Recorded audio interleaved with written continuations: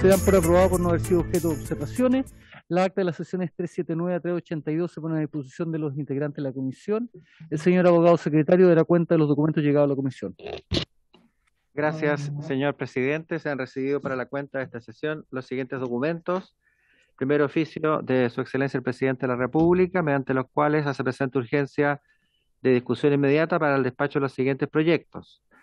El que modifica los delitos de amenaza y coacción del Código Penal e introduce el nuevo delito de hostigamiento. El que modifica el Código Penal y el Código Procesal Penal para tipificar el delito de sustracción de madera y otros relacionados y habilitar el uso de técnicas especiales de investigación para su persecución. El que introduce un nuevo párrafo al título 7 del libro 2 del Código Penal, relativo a prosenitismo, explotación sexual, comercial y pornografía de niños, niñas o adolescentes. Y el proyecto de ley que reforma el sistema de justicia para enfrentar la situación luego del estado de excepción constitucional de catástrofe por calamidad pública. También se ha recibido la urgencia en calidad de suma para el proyecto denominado sobre matrimonio igualitario. Se han recibido las siguientes mociones. Moción que modifica la Carta Fundamental para autorizar el retiro de fondos de las cuentas de capitalización individual, acreditando circunstancias que señala. La que modifica la Carta Fundamental en materia de causales de remoción, causar remoción de fiscal del Ministerio Público para reforzar el deber de protección de las víctimas y de objetividad en la persecución penal. Comunicación por el cual se informa que, de conformidad con el artículo 166 del reglamento, para esta sesión se ha presentado pareo de la diputada señora Pamela Giles con el diputado señor Juan Antonio Coloma. A su vez, también se encuentran pareados para esta sesión la diputada señora Carol Cariola y el diputado señor Gonzalo Fuenzalida. Se han recibido confirmaciones de asistencia del Ministerio de Justicia y Derechos Humanos, el señor ministro, la señora jefa de la División Jurídica, el señor jefe del Departamento de Asesoría y Estudios y los abogados del Departamento de Asesoría y Estudios, señora Daniela González y Isabel Echeverría e Ignacio Caete. De la Dirección de Asuntos Legislativos de la Asociación Gremial de Fiscales, el señor Francisco Bravo López, que es su presidente, acompañado de Alejandra Godoy, secretaria general, y fiscal Marcelo Leiva, director de Asuntos Legislativos.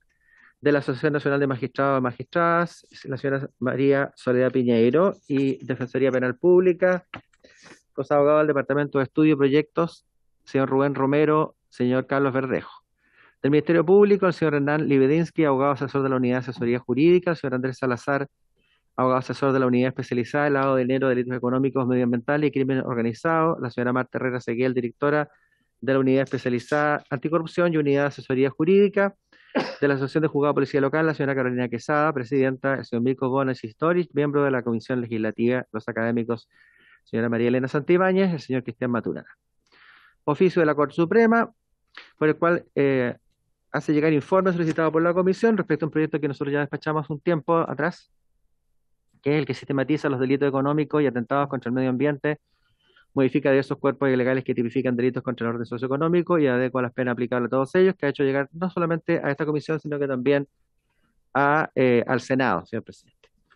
Correo electrónico del señor Hernán Cortés, presidente de CONDEP, FENASPAR y CIPTRICER, mediante el cual, tomando en consideración, señala él, las dificultades técnicas que tuvo para exponer, digamos, al final casi de la sesión pasada de las Comisiones Unidas de Constitución y Pesca, no pudo llevar a cabo la presentación de la forma que estaba planificada y solicita que se le den algunos minutos en la próxima sesión de las Comisiones Unidas para poder concretar la fallida exposición que él tuvo por problemas técnicos, señor presidente. El correo electrónico de la señora Daniela Contastino y asesora legislativa de la Corporación Comunidad de Justicia, mediante la cual solicita se invite al director ejecutivo, el señor Álvaro Ferrer, de la Corporación Comunidad de Justicia, al señor Álvaro Ferrer, que es su director, para los efectos de exponer respecto al proyecto de ley que modifica diversos cuerpos legales para regular en igualdad de condiciones el matrimonio de parejas del mismo sexo. También la Fundación Iguales hace llegar un informe de resultados sobre encuesta Somos Familia 2021 de la Fundación, que se hará llegar vía correo electrónico a todas y todos los integrantes de la comisión. Tenemos también correo electrónico por el cual se remite el resumen para tomadores de decisiones del informe a las naciones, el aire que respiramos, pasado, presente y futuro, contaminación atmosférica por MP 2.5 en el centro y sur de Chile, trabajo realizado por el Centro de Ciencia del Clima y la Resiliencia. Por su parte, la señora Tania Rojas, abogada profesional, analista legislativa de la Unidad de Protección de Derechos, Legislación y Justicia del Instituto Nacional de Derechos Humanos, se pone a disposición frente a requerimientos o participación que se realice al INDH en la instancia cualquier instancia legislativa. Correo electrónico por el cual se hace llegar invitación del doctor Thorsten Trey, director de DAFO, que es Médicos contra la Sustracción Forzada de Órganos, para participar vía web en la Cumbre Mundial para combatir y prevenir la extracción forzada de órganos, a efectuarse en China del 17 al 19 de septiembre del año en curso y del 24 al 26 de septiembre de este mismo año. Señor presidente, como se señalaba, había solamente dos situaciones que resolver. La señora Hernán Cortés, presidente de CONDEP, que solicita unos minutos para concretar su posición al principio de la próxima sesión de las Unidas, y la señora y la Corporación Comunidad de Justicia, que solicita que el señor Álvaro Ferrer, que es su director ejecutivo, pueda también exponer el día jueves respecto al proyecto de matrimonio igualitario. Respecto a las dos, como se pide ambas, respecto a la exposición en el matrimonio igualitario y respecto al señor Cortés, se le otorgarán un par de minutos al comienzo de la próxima sesión de las Comisiones Unidas. Muy bien, gracias. Ofrezco la palabra sobre la cuenta. Ofrezco la palabra sobre la cuenta. Ofrezco la palabra sobre puntos varios. Ofrezco la palabra sobre puntos varios. Yo solamente solicitar al ministro de Justicia que por su intermedio se pueda solicitar un informe a Gendarmería de Chile respecto a la situación de la cárcel de Río Bueno. Esta cárcel ya hace bastante tiempo atrás fue cerrada con el objeto de desarrollar mejoras para que los trabajadores pudieran tener mejores condiciones y fueron todos trasladados a la comuna de Valdivia. Ayer el delegado presidencial de Los Ríos anunció en un punto de prensa de que la cárcel de Río Bueno se iba a transformar en un CET, Centro de Estudio y Trabajo. Y existe bastante preocupación por parte de los trabajadores que viven en Río Bueno, que han sido trasladados hacia Valdivia, en qué condiciones laborales van a continuar ellos, cuál va a ser la dotación que va a existir en el CET de Río Bueno y en definitiva que se entreguen los pormenores y los plazos en los cuales se van a llevar todos estos cambios que Gendarmería de Chile supuestamente estaría planteando. Así que voy a solicitar el acuerdo para que se oficie al ministro de Justicia que está presente y también al director nacional de Gendarmería los términos solicitados. ¿Sí? Ya. Acordado. Terminada la cuenta y la sesión del día de hoy tiene como propósito continuar la discusión y votación en particular del proyecto de ley refundido en segundo trámite constitucional que reforma el sistema de justicia para enfrentar la situación luego del estado de excepción constitucional de catástrofe por calamidad pública, boletines números 13.752 y 13.651, con discusión inmediata. Ya el señor secretario de la comisión dio lectura respecto a los invitados y las personas que se encuentran presentes. Quiero informarle a los invitados y a la comisión que por acuerdo del día de ayer se va a trasladar la sesión del día martes de 15 a 17 para los días lunes de 9:30 a 12:30 con el objeto de poder ganar más tiempo para discutir este proyecto que yo creo que todos nos tiene bastante preocupados y nos interesa mucho su tramitación mucho más rápida.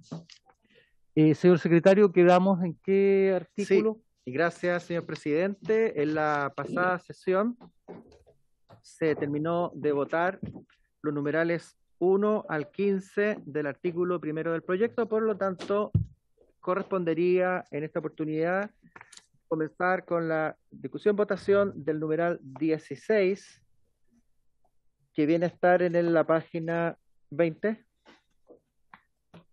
y 21 del comparado. Página 20 comienza. Página del comparado grande, y hay, ojo que hay dos comparados, uno que dice en la columna, tercera columna tiene que decir indicaciones, ya, no observaciones, ¿eh? La tercera columna, indicaciones. Entonces, numeral 16. Dice, página 20 del comparado de indicaciones. Sí. Dice lo siguiente. 16. Modifícase el artículo 395 en el siguiente sentido. Voy a leer entonces lo que dice el texto del proyecto y luego la indicación. A. Sustituyese el inciso segundo por el siguiente. Para los efectos señalados en el inciso anterior, el fiscal podrá solicitar una pena inferior en un grado al mínimo de los señalados por ley, debiendo considerar previamente las reglas de determinación de la pena establecidas en el Código Penal y en leyes especiales. En caso de la multa, podrá solicitar una inferior al mínimo legal. B. Incorpórase inciso tercero nuevo. Con toda la regla del inciso anterior no será aplicable cuando se deba proceder a la nueva audiencia por causa de inasistencia injustificada del imputado. Pero aquí el Ejecutivo ha presentado una indicación sustitutiva que reemplaza, ¿cierto?, el artículo 395 del Código Procesal Penal. El artículo 395 se refiere a lo que es la resolución inmediata. Y la propuesta del Ejecutivo dice, artículo 395, resolución inmediata. Una vez efectuado lo prescrito en el artículo anterior, el tribunal preguntará al imputado si admitiere responsabilidad en los hechos contenidos en el requerimiento o si, por el contrario, solicitare la realización de la audiencia. Hasta ahí estamos igual, estoy comparando. Para los efectos de lo dispuesto en el presente inciso, el fiscal podrá modificar la pena requerida para el evento de que el imputado admitiere su responsabilidad igual. Después, esto ya es nuevo. Para los efectos señalados en el inciso anterior, el fiscal podrá solicitar una pena inferior en un grado al mínimo de los señalados por la ley. En el caso de la multa, podrá solicitar una inferior al mínimo legal.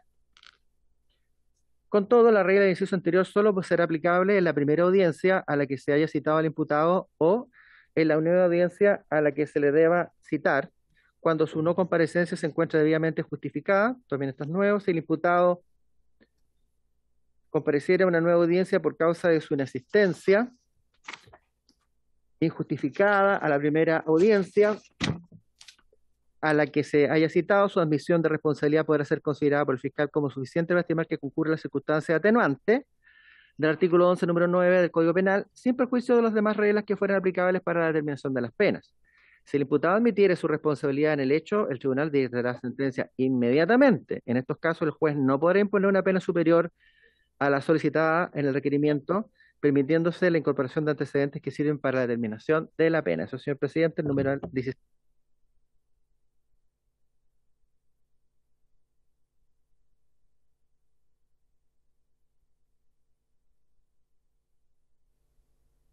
¿Está en silencio en la sala? Perdón.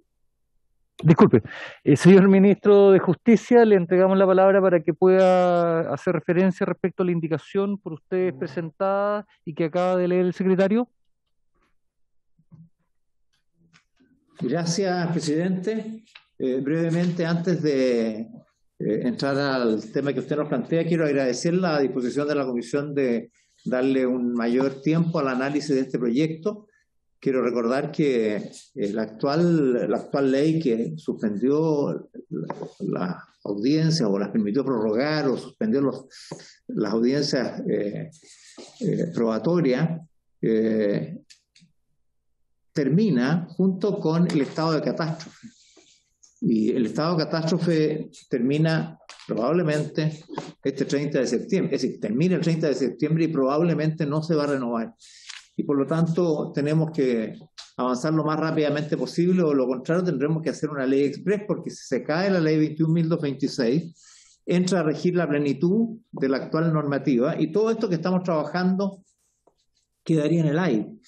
De manera que mientras más rápido avancemos, mejor para ese objetivo. Solamente lo quería mencionar para agradecer el tiempo que la Comisión quiere destinarle a este proyecto.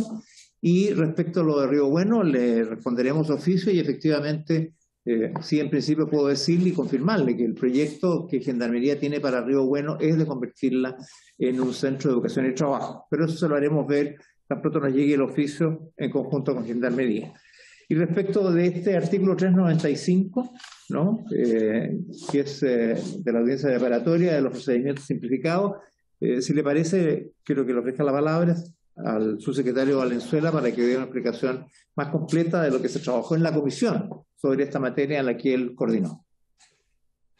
Muchas gracias, señor ministro. Le entregaremos la palabra al subsecretario. La idea, como ya usted ha señalado correctamente, y es de interés de la comisión poder avanzar rápidamente en la tramitación de esto. Así que, señor subsecretario, tiene usted la palabra. Muchas gracias, presidente. Por intermedio suyo también saludar a todos los miembros de la comisión y a los invitados. Brevemente, presidente, pero haciendo el punto de que esta es una modificación de la mayor relevancia dentro de lo que es el sistema, dado que está abordando el procedimiento simplificado, que es un procedimiento de normal ocurrencia en nuestro sistema, destinado a delitos de mediana o menor gravedad, dependiendo de la pena que resulta aplicable. Y esto es lo importante, presidente, de acuerdo al trabajo que se realizó prelegislativo con el resto de las instituciones, particularmente con los datos expuestos por el Poder Judicial, es donde más se avisora una mayor sobrecarga del sistema producto del funcionamiento actual. Es aquí donde se está produciendo una mayor paralización de los procesos y por lo tanto van a estar los desafíos de poder abordar esta sobrecarga de trabajo. Eso unido a un segundo aspecto, presidente, que tiene que ver con que en los últimos años de la reforma procesal penal, este procedimiento, que tal como su nombre lo indica, un procedimiento simplificado que estaba originalmente destinado a agotarse probablemente en un par de audiencias, una audiencia en que se formulase el requerimiento simplificado, de ahí se sigue una preparación del juicio propiamente tal y finalmente una audiencia de juicio simplificado, juicio que dada la penalidad se lleva en sede de un juzgado de garantía.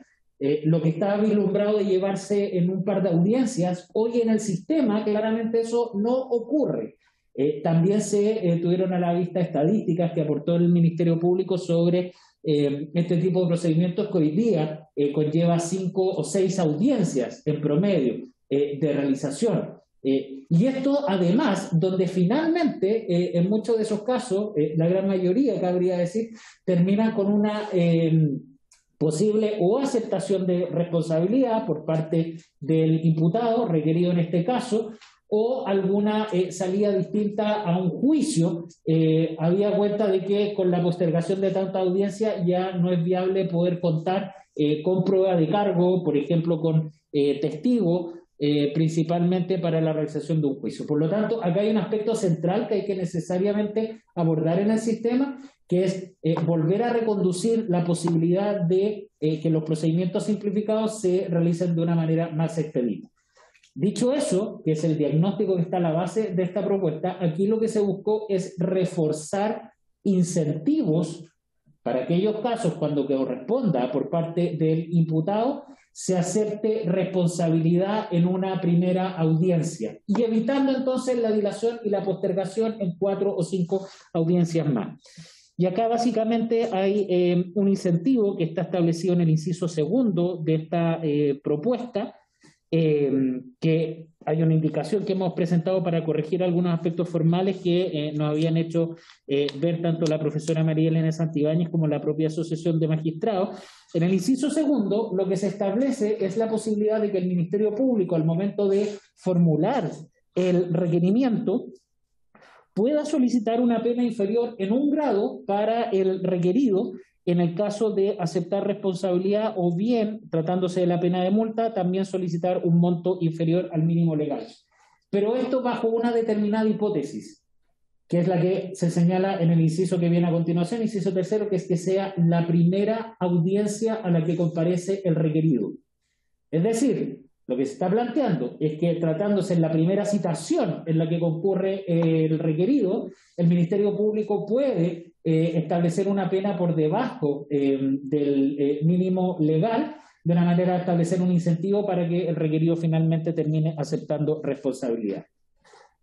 No obstante eso, y también haciéndonos cargo de algunas observaciones que se nos habían hecho presentes también por la Asociación de Magistrados y por la profesora María Elena Santibáñez, de todas maneras, y en esta indicación se conserva en el inciso cuarto, se mantiene la opción, si hay una nueva audiencia, por ejemplo, porque no compareció el requerido y hubo que despacharse, por ejemplo, una orden de detención, en una audiencia siguiente, de todas maneras, el Ministerio Público pudiese considerar, ya dentro de las reglas generales del artículo 11, número 9 del Código Penal, esto es la colaboración sustancial, considerarla como una atenuante simple, la aceptación de responsabilidad y por ende encuadrarla dentro de lo que es la colaboración sustancial al procedimiento. Es decir, se mantiene un incentivo posterior, pero de una menor entidad a lo que debiese suceder en la primera audiencia. Con todo, y esto es bueno aclararlo siempre, está el legítimo derecho que tiene el requerido para no aceptar responsabilidad, obviamente, y exigir el derecho a un juicio contradictorio. Ese es el objetivo, presidente, establecer un mayor incentivo y poder disminuir el número de audiencias sucesivas en este tipo de procedimientos. Muchas gracias. Muchas gracias, señor subsecretario. Le ofrezco la palabra a los demás invitados si tienen algo que complementar respecto a este numeral.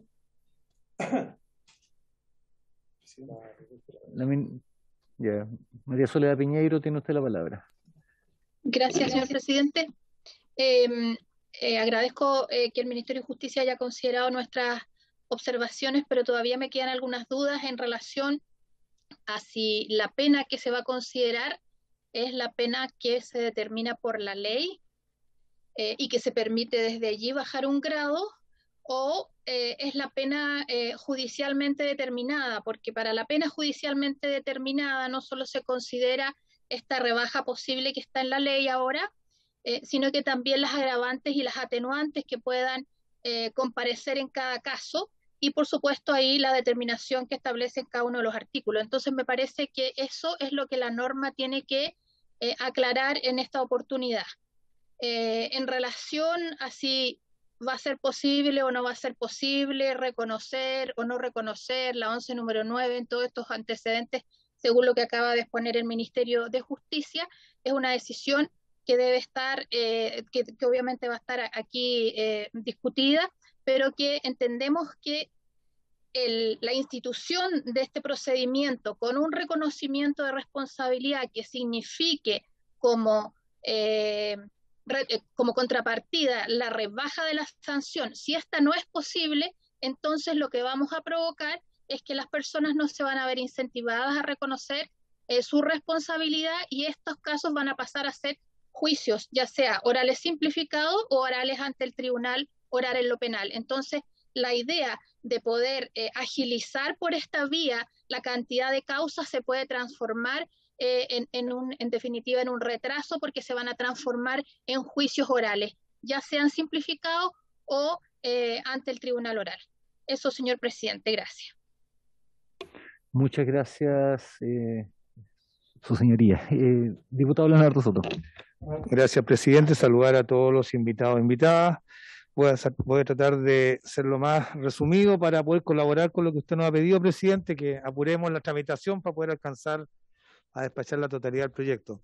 Mire, la presidenta de la Asociación de Magistrados, la señora Soledad Piñeiro, se adelantó a mi pregunta porque efectivamente surge la duda desde que el fiscal solicita una pena inferior en un grado para poder incentivar estos juicios simplificados. Pero previo hay que establecer si la determinación de la pena para rebajar un grado se hace por la vía legal o por la vía judicial. Es decir, desde dónde se considera, porque eso tiene efectos muy distintos y que determinan si hay incentivo o no hay incentivo. Y esa es una definición que no queda tan clara del texto modificado. Muchas gracias, diputado. Le entregamos la palabra entonces al señor fiscal Marcelo Leiva, que estaba pidiendo la palabra. Fiscal, muchas gracias, señor presidente, a diputados y también los invitados. Sí, efectivamente ese es un tema importante de resolver para efectos de determinar en definitiva qué pena efectivamente puede ofrecer el fiscal. Sabemos que este tipo de procedimientos simplificados normalmente ocurre que los imputados no comparecen voluntariamente, se despachan órdenes de detención, son detenidos y luego en las audiencias de control de detención se le hace un ofrecimiento de pena para evidentemente evitar el juicio oral cuando claramente las penas que existen o los antecedentes que existen, ¿cierto?, implican la posibilidad de hacer un juicio. Entonces, normalmente pasa aquello, es decir, gran parte de las admisiones de responsabilidad se dan efectivamente en audiencias de control posteriores, cuando el imputado no ha comparecido con justificación, ¿cierto?, a una audiencia anterior. Entonces, nosotros, si bien desde el punto de vista general estamos de acuerdo con el primer inciso incorporado, es decir, dar más flexibilidad para que el fiscal pueda ofrecer penas, ¿cierto?, más bajas de las legales para incentivar la aceptación, nos complicaría, ¿cierto?, el inciso segundo, toda vez que gran parte de las admisiones de responsabilidad se dan precisamente toda vez que el imputado no compareció, ¿cierto?, injustificadamente a las audiencias. Entonces también nosotros creemos como asociación de fiscales que el primer inciso permite flexibilidad y el segundo, en definitiva, viene a cortar, ¿cierto?, la flexibilidad que se nos está otorgando para terminar con las investigaciones con admisión de responsabilidad. Dejar también muy claro que gran parte de estos casos de procedimientos simplificados que llegan eventualmente a un juicio oral, en la misma audiencia previa a comenzar el juicio oral, toda vez que no comparecen los testigos, los funcionarios policiales o eventualmente las víctimas, terminan normalmente con una solicitud del Ministerio Público para efectos de que se sobresea la causa por falta de antecedentes. Entonces también quizás sería bueno entender que entre mayores incentivos y flexibilidad se dan a los fiscales, más factibilidad hay de evitar este juicio oral, en lo cual normalmente, ¿cierto?, se llega a una salida de impunidad finalmente, que es el sobreseimiento definitivo. Muchas gracias, don Marcelo. Le entregamos la palabra a la señora Marta Herrera. Muchas gracias, señor presidente. Un saludo a todas y todos los presentes. Solo para responderle a la ministra y al diputado Soto, acá siempre lo que ha existido en la discusión de la incorporación de esta norma es favorecer los estímulos, los mayores incentivos justamente para desatuchar a los tribunales, a los que se ve particularmente, se puede proyectar que van a estar más sobrecargados, que van a ser los juzgados de garantía. Por lo tanto, siempre lo pensamos en el marco de la comisión, sin perjuicio, por cierto, de todas las facultades judiciales a este respecto. Esa es la idea. La idea incluso era tratar de volver un poco al espíritu del antiguo artículo 395. Si recuerdan, si el imputado admite responsabilidad, se le va a sancionar solo con pena de multa. Y llegábamos al problema de que se sancionaba con pena de multa incluso aquellos delitos en que en su tipificación no está incorporada la pena de multa. Como ese siempre fue el espíritu, también desde esa mesa promovimos que la aceptación pudiera ser a la primera audiencia a la que asistía el imputado, porque justamente lo que el Poder Judicial a través de su corporación administrativa nos había demostrado es que el promedio de agendamiento por cada uno de los procedimientos simplificados efectivamente llegaba a 5 o 6, y como lo que se entendía era agendar un menor número de audiencias, en definitiva pensamos que quizás si esto se veía restringido únicamente a la primera audiencia, podíamos lograr que efectivamente con todos estos estímulos, con todos estos incentivos, el imputado perfectamente pudiera asistir. Esto lo digo por lo que señala la Asociación de Fiscales, que efectivamente tiene toda la razón. Que nosotros lo dejamos ahí también como una duda. Lo que quisimos promover con esto, y quiero explicarlo, y como bien señaló también el subsecretario, es que se realicen y que se agenden también menos audiencias, porque nos quedamos con un número importante de recursos humanos además ahí que se pierde, de fiscales, de defensores, de jueces, esperando que lleguen los intervinientes, y en definitiva se tiene que reagendar. Ese fue, en definitiva, esa fue la motivación que se tuvo para estos efectos, y simplemente quería aclarar que efectivamente lo que se pretende es sin perjuicio de la determinación judicial. O sea, lo que queremos es que esto efectivamente llegue a ser un incentivo que promueva la realización efectiva, o sea, no la realización efectiva de los simplificados, sino que promueva en definitiva la resolución inmediata de los juicios simplificados de acuerdo al artículo 395. Muchas gracias. Muchas gracias. No sé si el Ministerio de Justicia tendrá algo que complementar respecto a lo ya planteado, centrando la discusión en los dos puntos que se han planteado respecto a la determinación de la pena y respecto a al coartar la posibilidad de expedir este tipo de procedimiento de resolución inmediata después de la primera audiencia. Señor subsecretario. Presidente, de acuerdo a lo que hemos conversado y como ya habían explicado el subsecretario, creo que el primer punto de la inquietud se resuelve en los términos que recién manifestaba doña Marta Herrera. De lo que se trata es que el fiscal pueda solicitar una pena inferior a un grado al mínimo de los señalados por la ley. O sea, primero se define por la regla penal abstracta y luego se agregan las reglas de determinación de la pena. Y por lo tanto, si se agregara al final de este inciso segundo una frase que dijera y sin perjuicio de las demás normas referidas a las reglas de determinación de la pena, ¿no?, quedaría cerrado ese artículo. Se entendería que lo primero se puede pedir una rebaja en relación a la pena determinada por la ley y luego, sin perjuicio de la aplicación de las reglas de determinación de la pena que corresponda. Una frase de esa naturaleza podría clarificar la inquietud que aquí se ha planteado.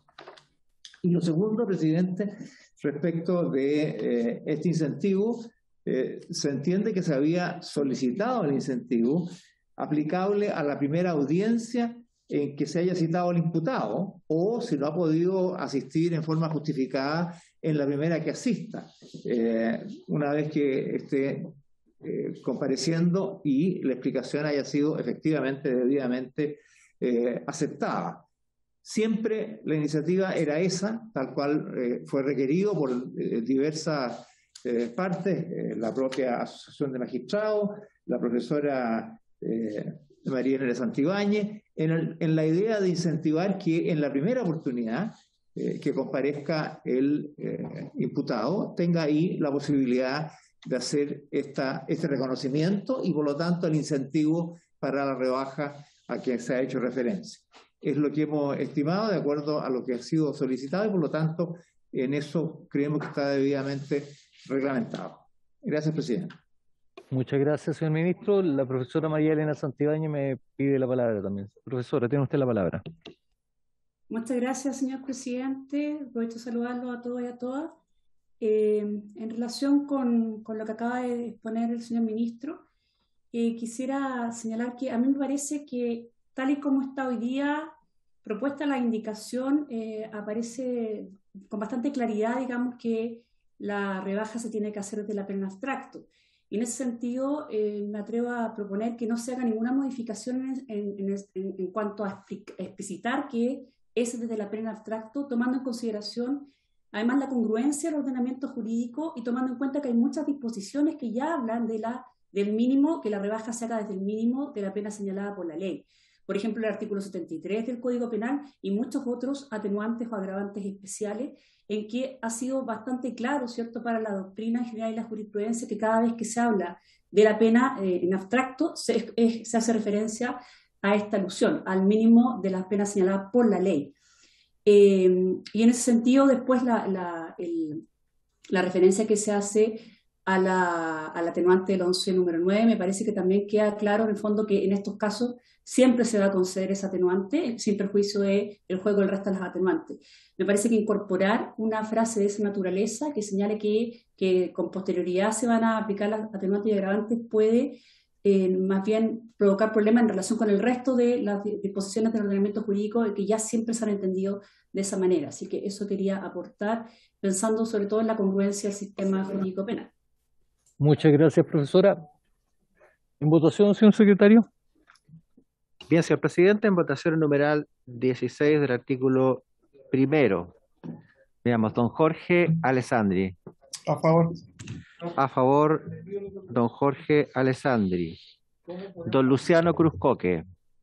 A favor, señor secretario. A favor, don Luciano Cruzcoque. Don Diego Ibáñez. A favor, don Diego Ibáñez. No está, señora Paulina tampoco. Don René Zafirio. A favor, señor secretario. A favor, don René Zafirio. Don Leonardo Soto. A favor. A favor, don Leonardo Soto. Señor presidente. A favor. Por favor, señor presidente, si algún señor diputado que va a votar, me parece que estamos todos, está bien, sí, perfecto. 1, 2, 3, 4, 5, 6, 600, señor presidente. 600. Vamos con el siguiente. El siguiente es el numeral 17, que sustituye el artículo 395 bis, que se refiere en su texto vigente a la preparación del juicio simplificado. Es breve, la preparación del juicio simplificado, dice el texto vigente, si el imputado no admitiere responsabilidad, el juez procederá en la misma audiencia a la preparación del juicio simplificado, el cual tendrá lugar inmediatamente, si ello fuere posible, o a más tardar dentro de 15 días. La propuesta del numeral 17 del proyecto dice, artículo 395, preparación del juicio simplificado. Si el imputado no admitiera responsabilidad, el juez procederá en la misma audiencia inmediatamente, agrega, ¿no? Esto es nuevo, en la misma audiencia, inmediatamente a la preparación del juicio simplificado. Salvo, también nuevo, que esta audiencia coincida con la del artículo 132, en cuyo caso la preparación del juicio podrá realizarse a más tardar dentro de 15 días. Eso. Muchas gracias, señor secretario. Ofrezco la palabra sobre esta propuesta, artículo 395 bis. Ofrezco la palabra. Es bastante clara la normativa, así que... Bien. Diputado Soto. Sí, presidente, la norma acota la posibilidad de poder preparar una nueva audiencia dentro de 15 días para el caso del artículo 132. ¿Podría explicarlo, señor subsecretario? 132. ¿Podría explicarnos el sentido de esa modificación para poder votarlo? Ya, estupendo. Señor subsecretario. Gracias, presidente.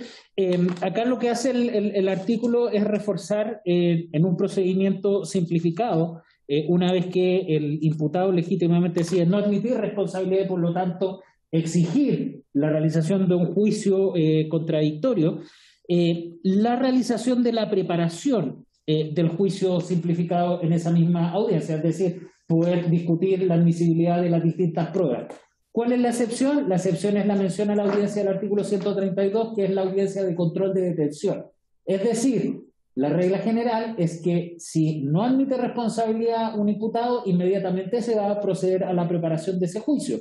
Salvo que se trate de una audiencia de control de detención donde es entendible que recién se ha producido la detención. Es el primer contacto que toma con el defensor y que por lo tanto ahí se contempla la posibilidad de que se genere una nueva audiencia para que la defensa pueda preparar debidamente el juicio. De lo contrario, lo que se hace es reforzar que en esa misma audiencia se prepare. Ese es el sentido de la excepción, presidente. Muchas gracias, señor subsecretario. Solicito la unanimidad para aprobar este artículo. ¿Existirá unanimidad? Estoy de acuerdo, presidente. ¿Sí? ¿Diego? ¿Nadie se opone? De acuerdo. De acuerdo. Ya, por aprobado. 600, la unanimidad, señor presidente, como la votación anterior. Pasamos al número siguiente.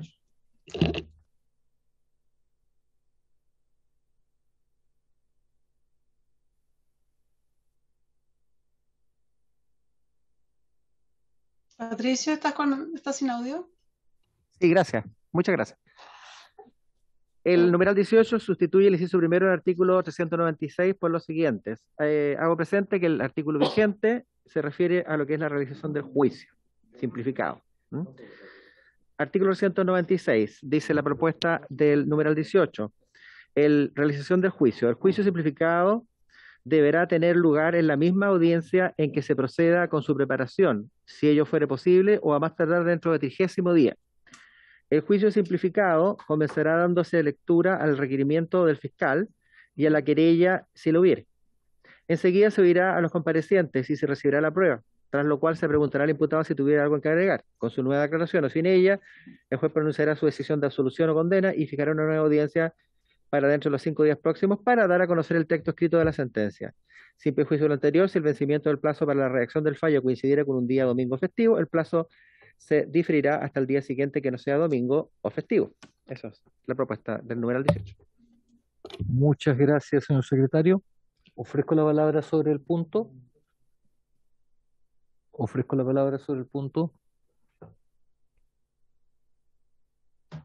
En votación.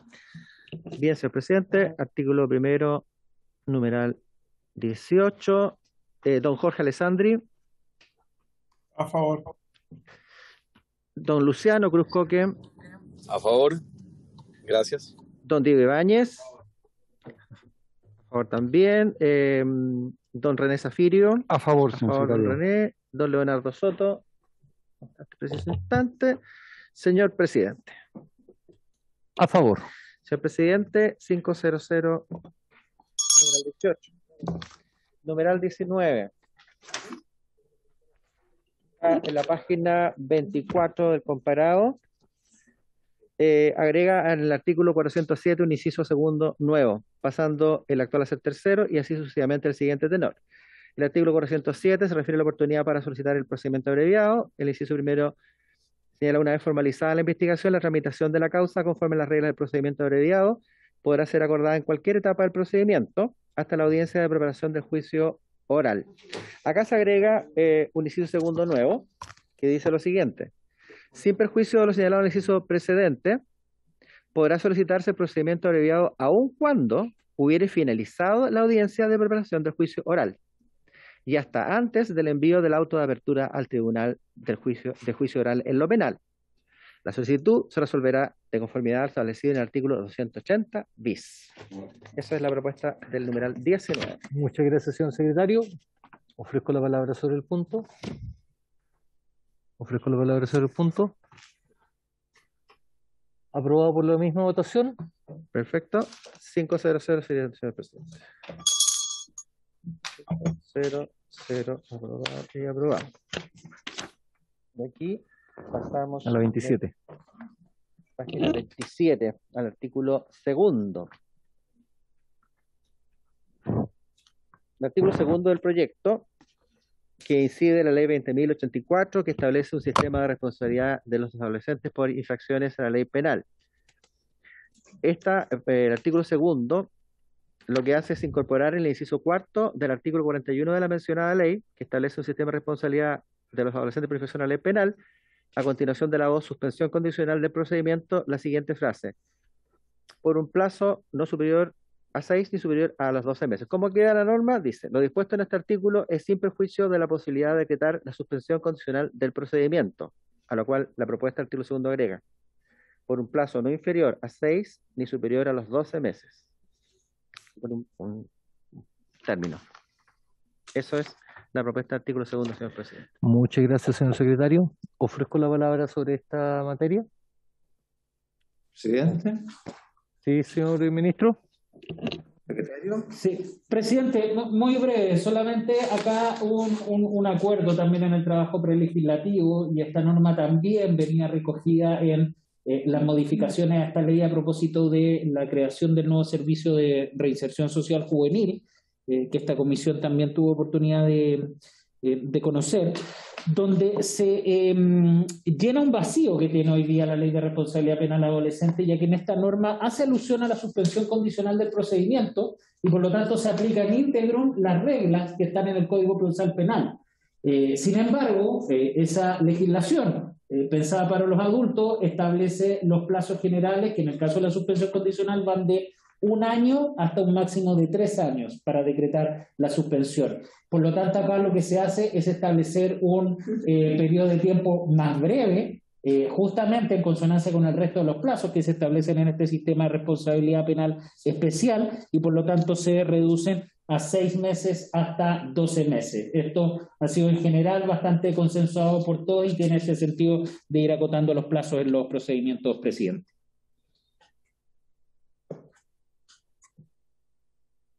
Muchas gracias, señor subsecretario. Ofrezco la palabra sobre el punto.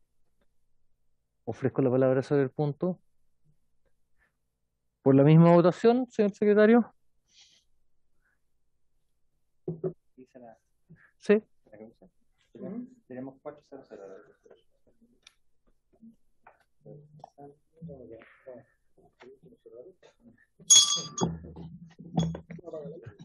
No está estás con micrófono, Patricio. Sí, gracias. Sí, se aprobó la norma por unanimidad de los diputados presentes, de tal manera que tenemos 400, señor presidente. Pasamos al número siguiente. Sí. Vamos al artículo 3.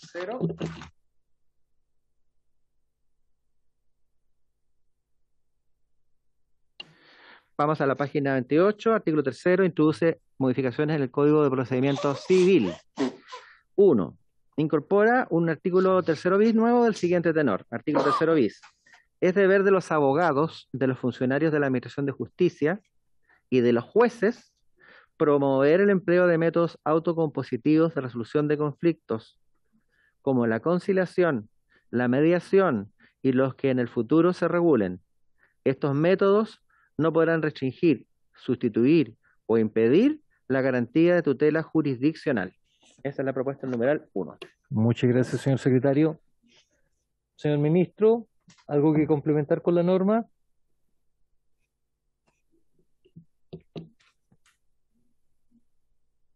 Autocompositivos. Presidente, si le parece, Adelante, quisiera señor. dar la palabra a Mónica Naranjo, de la división, quien ha estado coordinando el área civil, laboral y de familia, que es la parte que estamos entrando a ver. Acabamos de terminar las normas permanentes de modificaciones en el ámbito penal, ahora entramos al ámbito civil, laboral y de familia, y por lo tanto quien va a poder ir explicando con más detalle el trabajo que se hizo en la comisión prelegislativa y en la Cámara de Diputados es Mónica Naranjo. Ok, Mónica, tiene usted la palabra. Muchas gracias, presidente. Por su intermedio aprovecho de saludar a los restantes miembros de la comisión, así como también a los invitados y la secretaría. Efectivamente, tal como comentaba el ministro, vamos a partir con el artículo 3, que son propiamente las modificaciones al Código de Procedimiento Civil. Luego tenemos modificaciones a la Ley de Tribunales de Familia, al Código del Trabajo, al Código Orgánico de Tribunales, a la Ley de Juzgado de Policía Local, un poco siguiendo como el orden del proyecto. Y este primer artículo que se plantea como modificación al Código de Procedimiento Civil es una norma que más bien tiene carácter programático, que incorpora un artículo 3 bis, pero que tiene mucha relevancia porque es la primera vez que se reconoce a nivel de Código de Procedimiento Civil la incorporación de mecanismos autocompositivos para la resolución de conflictos. No podemos ir un poco más allá, al fondo, porque efectivamente nos falta una ley de mediación que de hecho efectivamente el Ministerio de Justicia está trabajando en ella, pero la idea es hacer ya un reconocimiento y señalar que respecto a los actores del sistema de justicia, tanto funcionarios como jueces, como también el fondo de abogados, la intención obviamente de promover este tipo de mecanismos. Entonces ese es como básicamente el objetivo de la norma. Gracias, presidente. Muchas gracias. Ofrezco la palabra sobre el punto.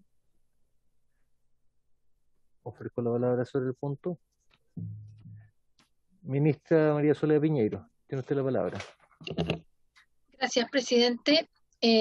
Solamente hacer notar que, al menos en materia civil, la institucionalidad no está precisamente organizada para que la mediación pueda llevarse a cabo, ni tampoco existe especialización respecto a los propios jueces que están obligados a instar a esta situación para poder abarcar las materias que aquí se le imponen, porque se le imponen directamente también a los jueces, sin perjuicio de que la norma puede tener un buen objetivo en relación a poder salir por vías alternativas a la solución de conflictos. Me parece, o nos parece más bien, que la situación organizativa, digamos, al menos en el área civil, no está precisamente dada para que esto se pueda ejecutar. Muchas gracias, ministra.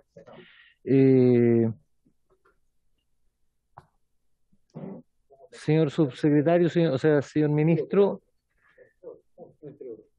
porque adhiriendo un poco lo que señala la ministra María Soledad Piñeiro, para el ámbito civil es algo extraño que se le entregue el deber, partiendo por los abogados,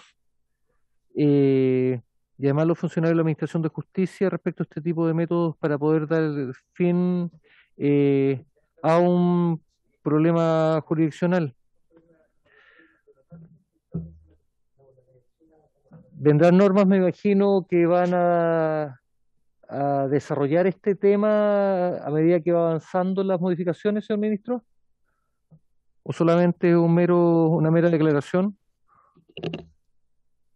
Presidente, efectivamente, tal cual usted lo menciona y de alguna forma lo indicaba también la ministra Piñeiro, esta es una declaración más bien de carácter programático, ¿no? Y entendemos la inquietud que plantea la ministra, también la hizo presente la Corte al respecto, porque no está seguida de una bajada normativa en lo que sigue de este proyecto. Está dentro de una iniciativa que esperamos presentar próximamente, una ley de mediación que hemos venido trabajando, que está en sus últimos minutos de ajuste con la DIPRES y la SECPRES. El cuerpo de la ley ya está redactado y creo que está bastante bien, y creo que va a ayudar a dar el paso de instalar en forma clara los métodos autocompositivos en nuestra justicia civil, ¿no? Ahora, nos pareció igual importante dejar abierta esta posibilidad porque vamos generando un compromiso de nuestro ordenamiento jurisdiccional para abrir espacios para este tipo de formulaciones que van a ser, por cierto, más bien desarrolladas en no solamente la ley de mediación, incluso también el propio nuevo Código Procesal Civil. De manera que nos pareció coherente hacerlo y esperamos que se complemente rápidamente con el nuevo proyecto de ley de mediación que esperamos ingresar, ojalá dentro de este mes que viene, septiembre, en el Senado, que es donde está hoy día la reforma al Código Procesal Civil, que se va a complementar por la ley de mediación, a la que me refiero, un proyecto de ley, y las modificaciones al Código Orgánico que hacen posible ambas modificaciones, tanto al Código Procesal Civil como a la nueva ley de mediación. Eso es lo que puedo explicar, presidente, respecto del sentido de esta indicación. Ya, muchas gracias, señor ministro. Queda súper clara su explicación. Diputado Zafirio, tiene usted la palabra. Sí, hay una inquietud planteada respecto de la redacción de la norma, porque dice que promover el empleo de métodos autocompositivos de resolución de conflictos, como la conciliación, la mediación, y los que en el futuro se regulen.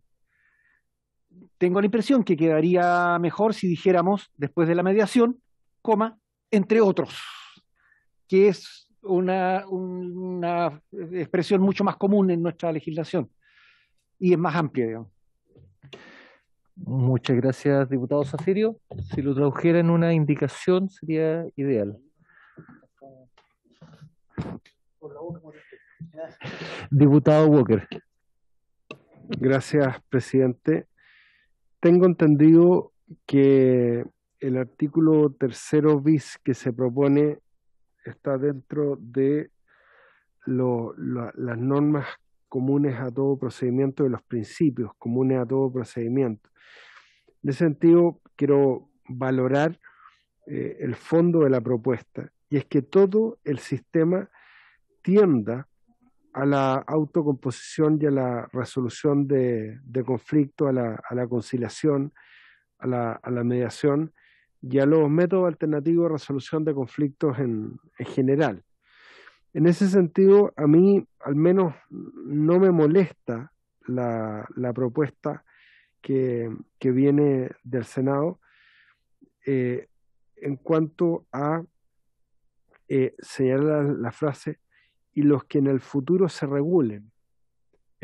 Sé que puede sonar como algo ambiguo, poco específico, pero si el objetivo de la norma que viene del Senado es propender a los métodos autocompositivos de conciliación, la mediación, yo creo que está bien empleada la frase. Gracias, presidente. Muchas gracias, diputado Walker. Señor ministro, tiene usted la palabra. Sí, muy breve, solo para señalar que efectivamente tiene razón el diputado Walker, que esto tiene que ver con los principios genéricos del procedimiento civil y por lo tanto está bien puesto ahí y genera un espacio que como bien se ha señalado, abre un compromiso con esta línea de justicia, una justicia colaborativa, una justicia menos confrontacional, no adversarial, porque creemos que ese es un camino de desarrollo muy importante del trabajo de carácter judicial hacia el futuro. Ahora, no se trata de impedir ni restringir la tutela jurisdiccional, de manera que no hay un temor en ese sentido, porque supone, desde luego, el acuerdo de las partes en esta materia. Ahora, respecto del punto específico que levantaba el diputado Zaffirio, efectivamente se podría decir también como la conciliación, la mediación, entre otros, ¿no? Y eso pudiera ser más simple y más dentro de nuestro lenguaje habitual. Esta fue una redacción que se hizo en el Senado, que a nosotros no nos molesta, pero podría perfectamente la Comisión señalar o dejar, y los que en el futuro se regulen, o decir como la conciliación, la mediación, coma, entre otros. Punto. Como ustedes lo definan, nos parece bien cualquier fórmula. Lo que importante es que se apruebe este punto para generar un compromiso del sistema con los métodos autocompositivos. Gracias, presidente. Muchas gracias, señor ministro. Vamos a votar la indicación propuesta por el diputado Zaffirio con el artículo. Gracias, señor presidente. Como usted lo ha dispuesto, se pone en votación el artículo 3 con la indicación del señor René Zaffirio, que reemplaza la frase los que en el futuro se regulen y los que en el futuro se regulen por lo siguiente, entre otros. Entonces, con indicación. Señor Jorge Alessandri. A favor. Favor. Señor Luciano Cruzcoque. Don Luciano. A favor, señor secretario. A favor, don Luciano. Don René Zaffirio. A favor, señor secretario. Señor Matías Walker. A favor. A favor. Y señor presidente. A favor. A favor, señor presidente. 500. Con la indicación. Aprobado. Pasamos al numeral 2. Sí. Tenemos numeral 2 del artículo 3. Incide en el inciso 3 del artículo 41, ¿no? El cual regula que en los lugares y recintos de libre acceso público la notificación personal se puede efectuar en cualquier día, cualquier hora, en fin, las fórmulas como para poder practicar en esos lugares la notificación. Luego, en su inciso 3, se reemplaza en el inciso 3 del artículo 41 la frase de la comuna donde funciona él por del territorio jurisdiccional de él, y la expresión los artículos 258 por el artículo, de tal manera que la norma que de ser aprobada esta propuesta queda así. Inciso 3 del artículo 41. Si la notificación se realizare en día inhábil, los plazos comenzarán a correr desde las 0 horas del día hábil inmediatamente siguiente, si se hubiera practicado si se hubiera practicado fuera del territorio jurisdiccional del tribunal, los plazos se aumentarán en la forma establecida en el artículo. Se entiende que es el mismo artículo 41. Eso, señor presidente. Muchas gracias, señor secretario. Queda extraño la parte final. En el artículo. Sí.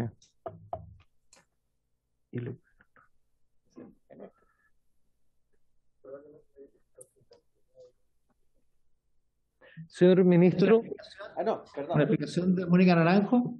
Sí, lo que pasa es que lo que se suprime solamente es el artículo 258, por lo tanto, es que el artículo 159. Ya, por lo tanto, quedaría, si la notificación se realizara en día inhábil, los plazos comenzarán a correr desde las 0 horas del día hábil inmediatamente siguiente, y si se hubiera practicado fuera del territorio jurisdiccional del tribunal, los plazos se aumentarán en la forma establecida en el artículo 259. Sí, ahí queda. Así es. Así queda.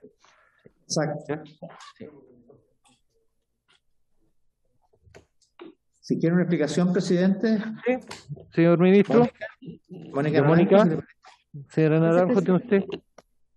Efectivamente, el artículo tiene por objeto eliminar la distinción en la forma de contabilizar el plazo para contestar o para evacuar el fondo de traslado, la distinción entre lo que ocurre dentro de la comuna donde funciona el tribunal y fuera de la comuna donde funciona el tribunal, equiparando un plazo único de forma tal que se establezca el fondo de plazo para contestar de 18 días, independiente si es dentro o fuera de la comuna, pero dentro del territorio jurisdiccional. La idea precisamente es simplificar la forma de contabilizar el plazo, y esto tiene que ver también con la forma en que hoy día actualmente se tramitan los procedimientos, que es básicamente de forma electrónica, entonces no tiene mucho sentido esta distinción.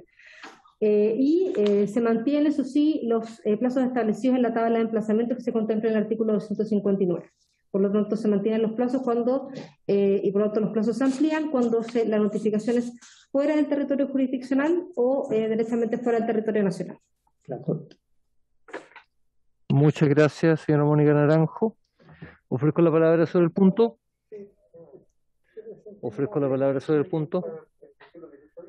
En votación. Votación, artículo 3º, número 2. Don Jorge Alessandri. A favor. A favor, don Jorge Alessandri. Don Luciano Cruzcoque. A favor. A favor también don Luciano Cruzcoque. Don René Zafirio. A favor. Don Matías Walker. A favor. Y señor presidente. A favor. 5-0-0, señor presidente. Pasamos al número 3. Número 3. Modifica el artículo 24 en el siguiente sentido. A. Incorpora el inciso primero a continuación de la palabra acreditará la frase en el acto. Y B. Reemplaza en el inciso segundo la frase el tribunal ordenará que la notificación se haga entregando por la siguiente. En la segunda búsqueda, el ministro de Fe procederá a su notificación en el mismo día y sin necesidad de nueva orden del tribunal entregándole. De tal manera que la primera propuesta de letra A, si buscan en 2 días distintos en su habitación o en el lugar donde actualmente ejerce su industria, profesión o empleo, no es sabida la persona a quien debe notificarse, se acreditará en el acto que ella se encuentra en el lugar del juicio. Eso es. Porque se agrega entonces a continuación de la palabra acreditará. Y en el caso de la propuesta literal B,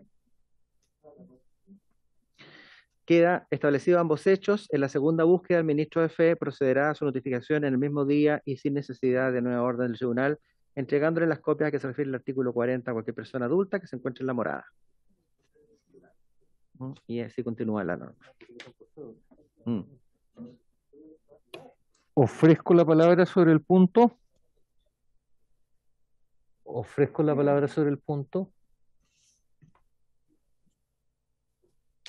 Ministra Soledad Piñeiro. Presidente, muy brevemente, los jueces civiles han observado que existe posibilidad de que esta norma pueda agregar incidentes de nulidades procesales al haber eliminado la intervención de los jueces en cuanto a la calificación de los medios de prueba para estimar que la persona se encuentra en el lugar del juicio y así autorizar la notificación de la forma que establece esta norma. Creemos que es posible que evitar este aumento de nulidades procesales manteniendo este control del juez civil. Muchas gracias, ministra. Yo, compartiendo con usted, creo que es una herramienta muy peligrosa que queda ante un auxiliar del Poder Judicial como son los receptores. Conociendo, y quienes han tramitado saben, lo complejo que resulta ser un acto procesal tan importante como la notificación, y en particular la del artículo 44, que se le entregue esta tremenda herramienta al receptor judicial. Cuestión que se puede prestar para una serie de problemas y tal cual señala la ministra Soledad Piñeiro, va a generar una cantidad de incidentes de nulidad espantosos. Se han visto notarios fallecidos firmando y no se van a ver receptores judiciales notificando por este artículo. Señor ministro. Si le permite la palabra a Mónica Naranjo. Adelante.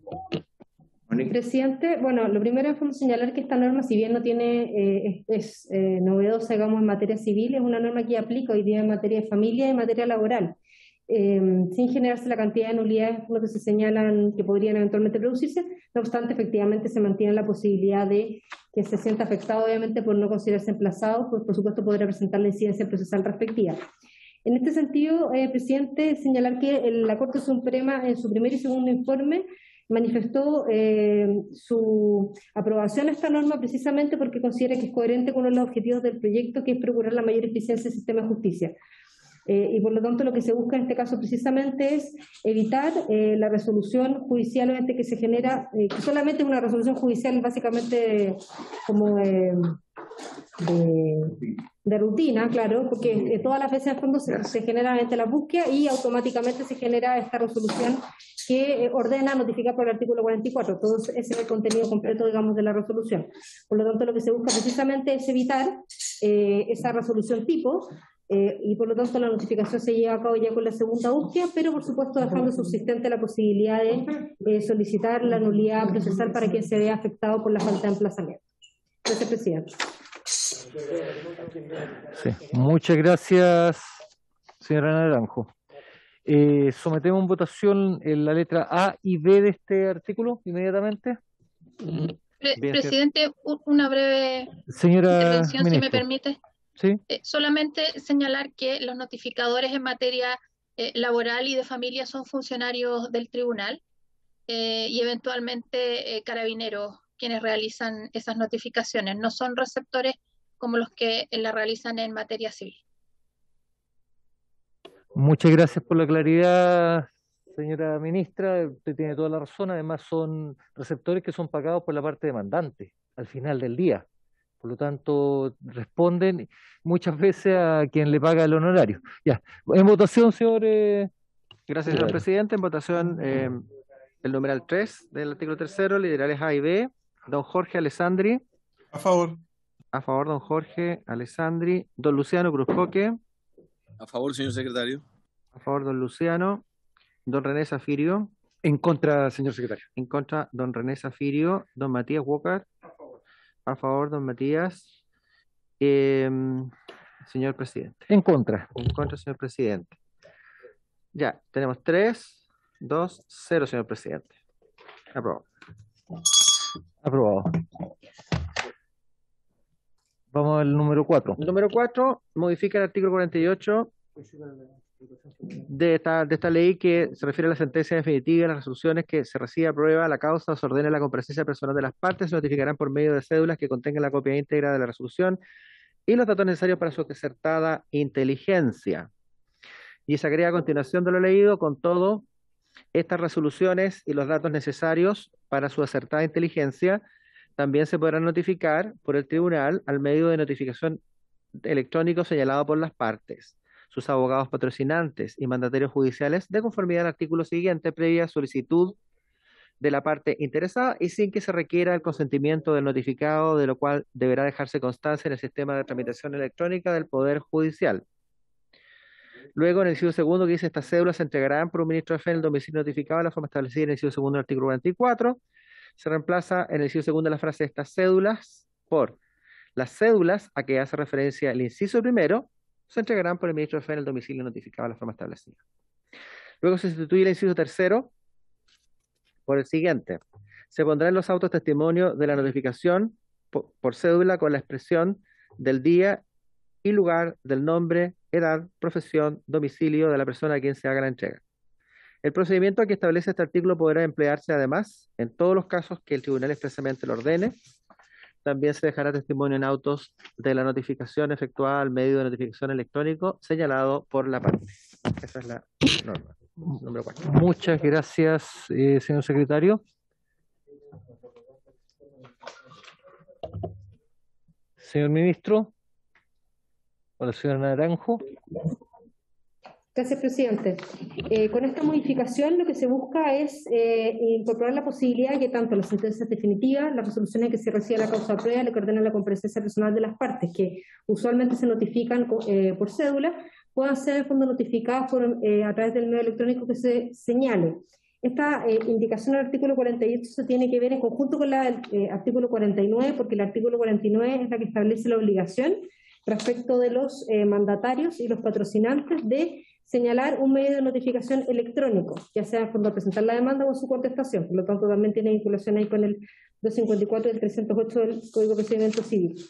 Y por lo tanto, en el fondo, la novedad de esta modificación precisamente radica en que la parte podrá solicitar que se notifique por correo electrónico. Esto tiene que ser previa solicitud de la parte interesada, porque acá no se está alterando el impulso procesal del proceso civil que radica en las partes. Por lo tanto, necesariamente tiene que ser la parte la que solicite que se notifique de esta forma, pero tiene la gracia del fondo es que sin el consentimiento de la persona notificada. Y ahí en fondo es donde está la novedad en relación con lo que dispone hoy día la ley de tramitación electrónica.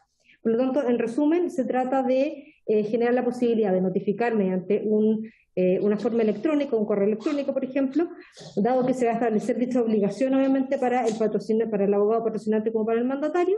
Esto tiene que ser solicitado por la parte interesada y es sin el consentimiento del notificado. Gracias, presidente. Muchas gracias, señora Naranjo. ¿Existe alguna duda respecto a este punto? ¿Algún comentario? En votación.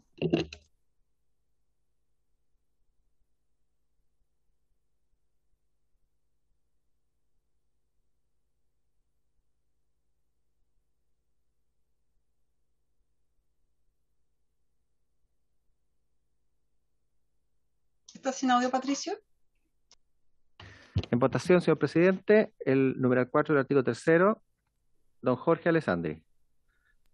A favor. A favor. Don Luciano Cruzcoque. A favor, señor secretario. A favor.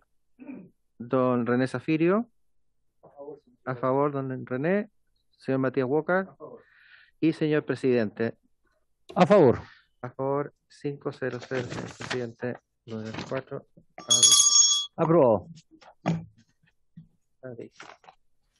Numeral 5 del mismo artículo modifica el inciso primero del artículo 49 de la siguiente forma. Reemplázase la coma que sigue la continuación de la frase el tribunal respectivo por un punto seguido y agrega a continuación la oración siguiente. Voy a leer lo que existe y luego le agrego: para los efectos del artículo anterior, todo litigante deberá en su primera gestión judicial designar un domicilio conocido dentro de los límites urbanos del lugar en que funciona el tribunal respectivo. A continuación se agrega lo siguiente: sus abogados patrocinantes y mandatarios judiciales deberán además designar en su primera presentación un medio de notificación electrónico que el juez califique como expedito y eficaz bajo apercibimiento de serles notificadas por Estado Diario todas las resoluciones que se dicten en lo sucesivo en el proceso. Y esta designación se considera subsistente mientras no haga... ya que se reemplaza la frase siguiente: y esta designación se considera subsistente mientras no haga la otra parte interesada, mientras no haga otra la parte interesada, aun cuando de hecho cambie su morada. Se reemplaza esta frase por: estas designaciones se considerarán subsistentes mientras no haga otra la parte interesada, aun cuando de hecho cambie su morada o medio de notificación electrónico según corresponda. Sobre esta numeral existen propuestas de indicaciones, digamos, del Ejecutivo. Primero, suprimen el encabezado de la frase inciso primero de la propuesta del número 5, se entiende porque lo está cambiando, ¿cierto? Modifíquese el artículo 29 de la siguiente manera. Luego, agrega en el literal A a continuación de la palabra reemplázase la frase en el inciso primero. Esto es, a continuación, agrega en el literal A a continuación de la frase reemplázase. Reemplázase en el inciso primero, la coma que sigue, en fin, una modificación de ese tipo. Agrega en el literal B a continuación de la palabra reemplázase la frase en el inciso primero nuevamente, en el inciso primero, que es la parte de la norma modificada. Y C, la propuesta o indicación del Ejecutivo agrega un literal C nuevo del siguiente tenor. Agrega un inciso final nuevo del siguiente tenor: la notificación electrónica se entenderá practicada desde el momento de su envío. Muchas gracias, señor secretario. Ofrezco la palabra sobre el punto. Bastante claro por lo demás. Propongo a la comisión votarlo en los mismos términos que el artículo anterior. Ya. Aprobado. Pasamos al numeral 6. Señor presidente, aprobado entonces 500, el numeral 6. incorpora en el artículo 56 los siguientes incisos segundo, tercero y cuarto nuevos. En el artículo 56, vigente, dice las notificaciones que se hagan a terceros que no sean parte del juicio o a quienes no afecten. Presidente, no se oye, ¿eh? Ahora sí. Muchas gracias, ministro. La propuesta incide en el artículo 56, agrega nuevos incisos. En la norma vigente dice las notificaciones que se hagan a terceros que no sean parte en el juicio o a quienes no afecten sus resultados se harán personalmente o por cédula. Y se agrega por el número 6 del proyecto con todas las notificaciones de las resoluciones que se efectúen nombramientos, como ocurre con los peritos y martilleros, se realizarán por el tribunal por un medio de notificación electrónico, el que será dirigido a la casilla establecida en la nómina respectiva. Las inscripciones, sus inscripciones o cancelaciones dispuestas por resolución judicial podrán ser solicitadas al registro correspondiente directamente por la parte interesada sin necesidad de receptor judicial, acompañando las copias autorizadas de las resoluciones y actuaciones obtenidas directamente del sistema informático de tramitaciones con el correspondiente sello de autenticidad. En este caso, la institución a cargo del registro deberá cerciorarse a través de dicho sistema y bajo su responsabilidad de la existencia de las resoluciones y que las mismas causan ejecutorias. Se exceptúan de lo dispuesto en el inciso anterior las medidas precautorias y los embargos. Eso es numeral 6. Muchas gracias, señor secretario. Ofrezco la palabra sobre el punto.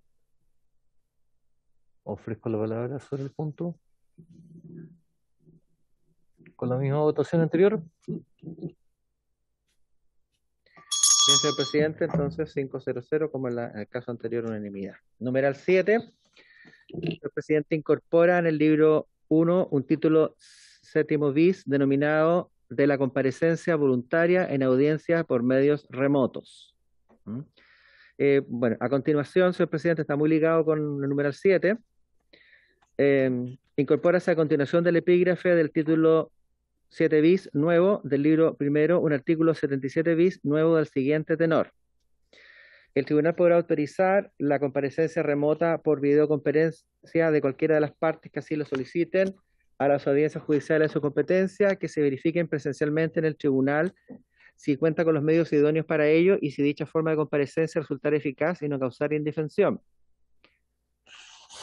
La parte interesada deberá solicitar comparecer por esta vía hasta, y esto cambia por la indicación que presenta el Ejecutivo, la parte interesada deberá solicitar comparecer por esta vía hasta las 12 horas del día anterior y queda, la parte interesada deberá solicitar comparecer por esta vía hasta 2 días antes de la realización de la audiencia ofreciendo algún medio de contacto, tales como número de teléfono, correo electrónico, a efectos de que el tribunal coordine la realización de la audiencia. Si no fuera posible, contactar a la parte interesada a través de los medios ofrecidos tras 3 intentos, de lo cual se deberá dejar constancia, se entenderá que no ha comparecido a la audiencia. La comparecencia remota de la parte se realizará desde cualquier lugar con el auxilio de algún medio tecnológico compatible con los utilizados por el Poder Judicial e informados por su corporación administrativa. Adicionalmente, para el caso en que la parte se encontrare fuera de la región en que se sitúa el tribunal, la comparecencia remota también podrá realizarse en dependencia de cualquier otro tribunal si éste contare con la disponibilidad de medios electrónicos y dependencias habilitadas. La Corte Suprema deberá regular mediante autoacordado la forma en que se coordinará y se hará uso de dichas dependencias.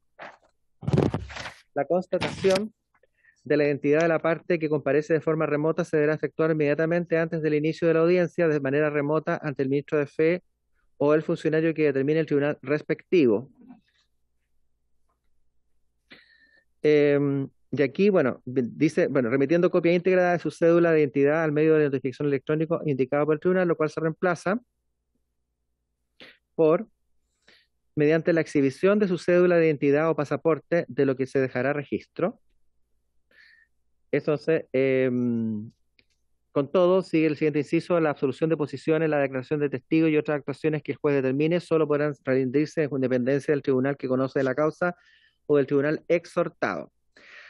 De la audiencia realizada vía remota por videoconferencia se levantará acta que considerará todo lo grabado en ella, la que deberá ser suscrita por las partes, el juez y los demás comparecientes. La parte que comparezca vía remota podrá firmar el acta mediante firma electrónica simple o avanzada.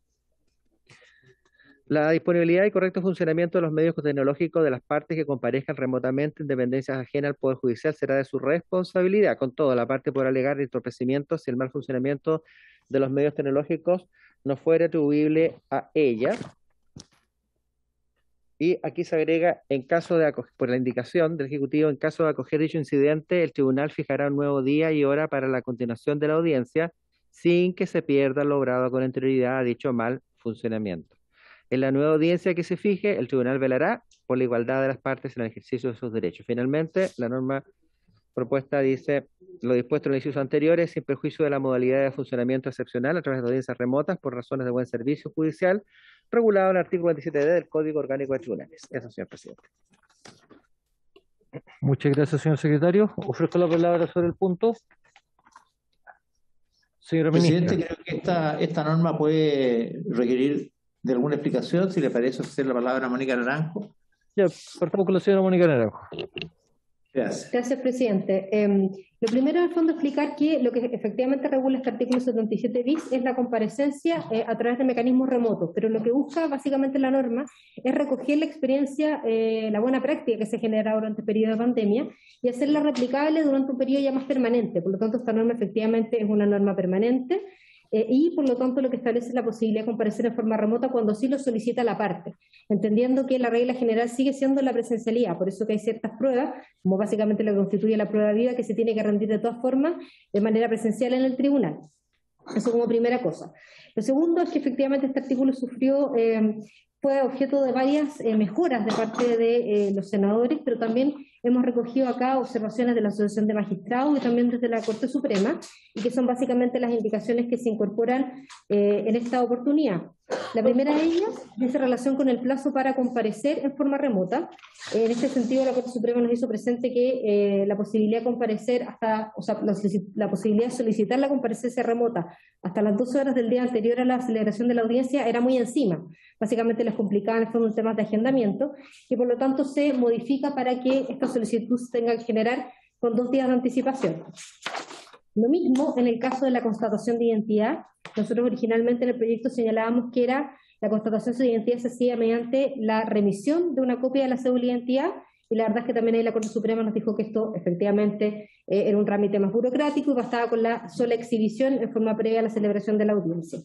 Y el tercer punto, obviamente, que se recoge como parte de las indicaciones y como parte de las observaciones planteadas también durante la tramitación, es aclarar que en el caso obviamente que esta audiencia remota se vea interrumpida por razones tecnológicas no imputables a la parte, se puede solicitar la alegación de entorpecimiento, y en ese caso se tiene que fijar nuevo día y hora, pero dejando claro que todo lo logrado con anterioridad a ese momento en que se produce el corte, digamos, de la audiencia, va a subsistir. Por lo tanto, en fondo también se aclara lo respectivo. Y lo segundo, señor presidente, señalar que esta norma se replica, esto lo vamos a ver en fondo a lo largo del proyecto, es una norma idéntica, hay en materia de leyes tribunales de familia y a nivel de Código del Trabajo, en que también se regula la comparecencia en forma remota. Finalmente, señalar que lo que se regula en este artículo 77 bis son las audiencias remotas, como decía, en forma facultativa. Nosotros también hacemos una regulación de las audiencias remotas en forma ya obligatoria a través de los artículos transitorios, y que eso precisamente es lo que va a regir una vez que concluya la vigencia de la 21.226, por consiguiente el estado de excepción constitucional, y ahí sí existe una obligación obviamente de comparecer en forma remota, porque entendemos que hay un resguardo en temas sanitarios básicamente. Y por otro lado, que también lo señala este mismo artículo 77 en su inciso final, se establece un régimen que es un régimen excepcional, que está contemplado a nivel de Código Orgánico de Tribunales, y que precisamente son normas que lo que buscan es evitar que frente a cualquier tipo de futura calamidad, llámese terremoto, dificultades obviamente que por la naturaleza impidan el fondo de funcionamiento natural del sistema de justicia, de alguna forma se genere la posibilidad por la ley regulada en el Código Orgánico de Tribunales que frente a situaciones excepcionales se permite igualmente al fondo establecer la comparecencia en forma remota en forma obligatoria. Eso lo veremos más adelante cuando lleguemos a la revisión de las normas del Código Orgánico de Tribunales, pero es importante al fondo entender que por lo tanto este es un sistema. Tenemos un régimen facultativo, permanente, que está regulado en este artículo 77 bis, a nivel de tribunales de primera instancia, y después los siguientes que veremos a nivel de comparecencia en las Cortes de Apelaciones y Corte Suprema, llámese alegato, un sistema excepcional que habilita en fondo frente a situaciones excepcionales, obviamente ya sea para garantizar el acceso a la justicia, como garantizar la vida e integridad de las personas, que está regulado en el Código Orgánico de Tribunales, y el régimen para esta época, es decir, para la época de pandemia, que está regulado a nivel de artículos transitorios. Gracias, presidente. Muchas gracias, señora Naranjo. Ministra María Soledad Piñeiro, tiene usted la palabra. Muchas gracias. Efectivamente, esta norma ha sufrido varias modificaciones, como por ejemplo mantener la facultad del juez para poder decretar esta comparecencia vía remota. La petición que también hicimos nosotros de que se ampliara el plazo en que la parte con antelación debía pedirlo obedece, en este caso más que a la agenda, que también es importante, al problema técnico que tenemos, porque para hacer audiencias, específicamente las audiencias semipresenciales son las que requieren más complejidad técnica de instalación, y por eso se requiere de un plazo mínimo de 2 días para poder tener, digamos, esa disponibilidad. Los tribunales hoy día no están en un 100% habilitados por eso, la verdad es que estamos muy lejos de ese porcentaje, entonces por eso es que se justifica este nuevo plazo. Hay algo que sí nos preocupa de todas maneras y que se mantiene en la norma, es que las personas se puedan conectar desde cualquier parte.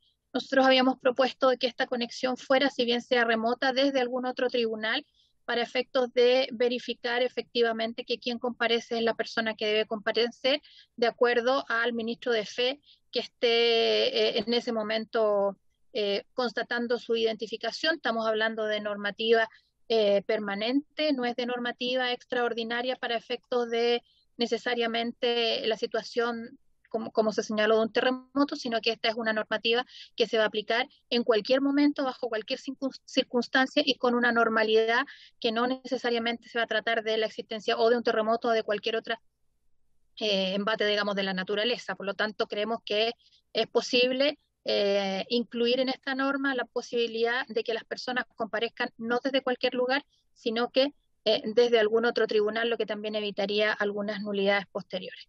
Eso, señor presidente, muchas gracias. Muchas gracias, señora ministra. Ofrezco la palabra sobre el punto. Ofrezco la palabra sobre el punto. En votación. Bien, señor presidente, en votación artículo 3º, numerales 7 y 8 con las indicaciones del Ejecutivo. Don Jorge Alessandri. A favor. A favor. Don Luciano Cruzcoque. A favor. A favor. Don René Zafirio. A favor. Señor Matías Walker. A favor. Y señor presidente. A favor. A favor. Aprobados. Numeral 7 y 8. 500. Con la indicación. Pasamos al numeral 9. Numeral 9 modifica el artículo 223 en el siguiente sentido. Bueno, el artículo 223 vigente establece la vista de la causa. Se iniciará con la relación, la que se efectuará en presencia de los abogados de las partes que hayan asistido y se hubieran anunciado para alegar. Y aquí el proyecto agrega lo siguiente: a continuación, con todo, cualquiera de las partes podrá solicitar alegatos por vía remota, por videoconferencia, hasta dice el texto original del proyecto, las 12 horas del día anterior, que como lo hizo en el caso anterior, también se cambia por 2 días antes de. Con todo, cualquiera de las partes podrá solicitar alegatos por vía remota, por videoconferencia, hasta 2 días antes de la vista de la causa, lo que no afectará el derecho de la contraria de alegar presencialmente. Esto es lo que agrega entonces el literal A del numeral 9. Posteriormente, el literal B del numeral 9 incide en el inciso 6º de la disposición. Esta disposición dice, al término de la audiencia, los abogados podrán dejar a disposición del tribunal una minuta de sus alegatos. Y se agrega acá a continuación de lo dicho, la siguiente oración: en el caso de los abogados que aleguen por vía remota, podrán presentar dicha minuta a través del sistema de tramitación electrónica del Poder Judicial tan pronto finalice la audiencia. Ese sería numeral 9, literales A y B del artículo 3. Ofrezco la palabra sobre el punto. Ofrezco la palabra sobre el punto.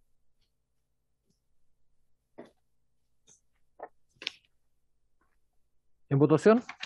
Sí, votación entonces, el artículo 3, numeral 9, literales A y B, con la indicación que señalada. Don Jorge Alessandri. Don Jorge Alessandri. Don Jorge. A favor, don Jorge, ya.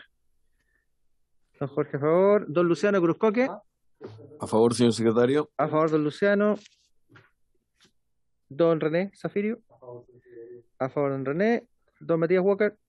A favor, don Matías. Y señor presidente. A favor. A favor, señor presidente. 500. Aprobado. No vamos a tener que seguir esperando horas en las cortes apelaciones. Vamos al numeral 10. Sí. Artículo tercero. Numeral 10. Acá también el numeral 10 tiene algunas indicaciones del Ejecutivo.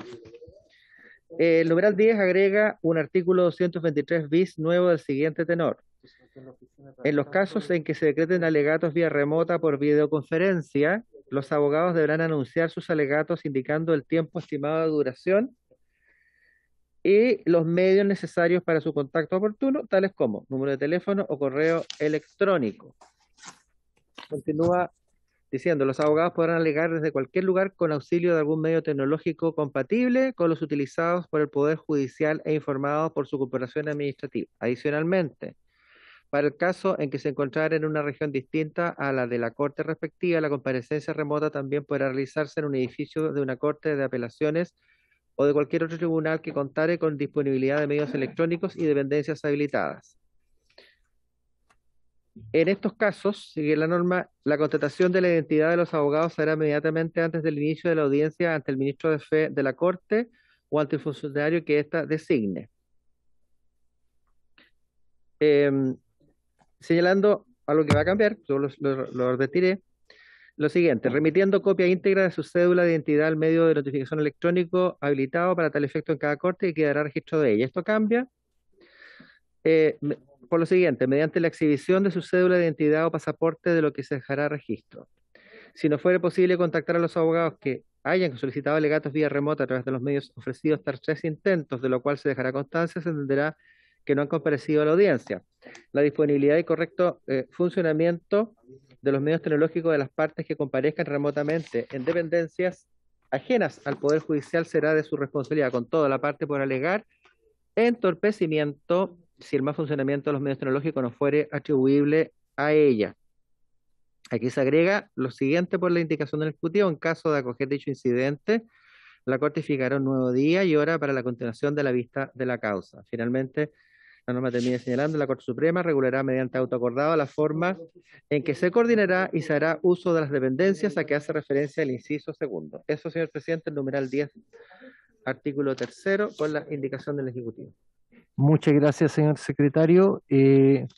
Ofrezco la palabra sobre el punto.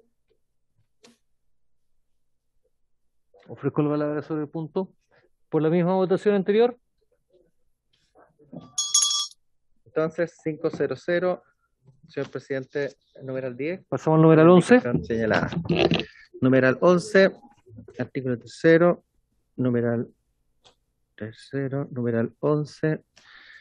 Incide en el artículo 254, que son la demanda de contener, primero la designación del tribunal ante quien se entabla, segundo, el nombre, domicilio y profesión u oficio del demandante y de las personas que lo representen y la naturaleza de la representación. Acá el numeral 11 agrega lo siguiente, a continuación de representación: además de un medio de notificación electrónico del abogado patrocinante y del mandatario judicial si no lo hubiere designado. Eso es numeral 11. Muchas gracias, señor secretario. Ofrezco la palabra sobre el punto. Ofrezco la palabra sobre el punto. ¿En votación? Bien, numeral 11, artículo 3, don Jorge Alessandri. ¿A favor, don Jorge? A favor. A favor, sí. Bien, gracias. Don Luciano Cruzcoque. Aló. A favor. También. Don René Zafirio. A favor. A favor, don René. Don Matías Walker. A favor. A favor, don Matías. Y señor presidente. A favor. 500, señor presidente, numeral 11 del artículo 3. Numeral 12 del artículo 3 incide en el artículo 158. El artículo 158 dice, el término de emplazamiento para contestar la demanda será de 15 días. La propuesta del proyecto lo extiende a 18 días. Entonces, el término del emplazamiento para contestar la demanda será de 18 días con la modificación. Si el demandado, continúa la norma vigente, si el demandado es notificado en la comuna donde funciona el tribunal, y la expresión o la frase comuna donde funciona el tribunal es modificada por en el territorio jurisdiccional del tribunal en que se haya presentado la demanda, de tal manera que si el demandado es notificado en el territorio jurisdiccional del tribunal en que se haya presentado la demanda, y finalmente hay un inciso segundo en la norma vigente que dice se aumentará este término en 3 días más si el demandado se encuentra en el mismo territorio jurisdiccional pero fuera de los límites de la comuna que sirva de asiento al tribunal. Este inciso es suprimido por el numeral 12, señor presidente, numeral B. Muchas gracias, señor secretario. Queda clara la norma. El término de emplazamiento deja de ser de 15 días, sino pasa a ser 18 días para todos los eventos. ¿Aprobado por la misma votación? Bien, señor presidente. Aprobado 500, entonces el numeral 12. Numeral Pasamos 13. al número 13. El numeral 13 incide en el artículo 159. Este artículo 259 dice si el demandado se encuentra en un territorio jurisdiccional diverso o fuera del territorio de la República, el término para contestar la demanda será de 18 días y a más el aumento que corresponda al lugar en que se encuentre.